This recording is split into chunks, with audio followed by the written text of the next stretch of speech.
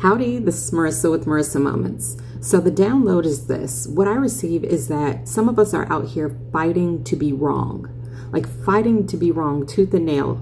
What I receive behind that is we learn different things along this journey, right? And we cling on to it, and we just almost like fly the flag, right? And we're just walking in physical representations of the things and the downloads and the knowledge.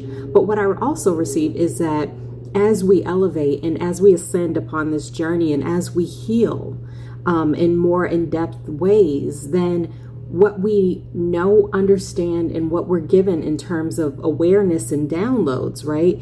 It shifts. So what we know now is not going to necessarily be indicative of what we know in the future, and they're not necessarily going to be representations of one another.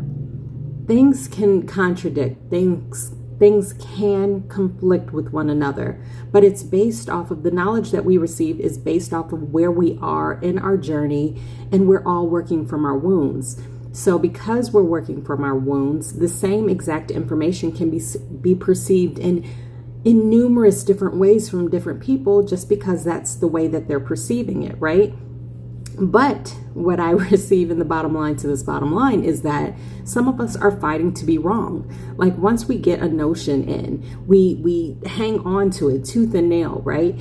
And even when we're presented with things that conflict with the original information, we're like, no, that's not true, because my download, my awareness and download told me X, Y, Z. But what we're doing is we're discounting the fact that Spirit was only releasing information based off of where we currently stood.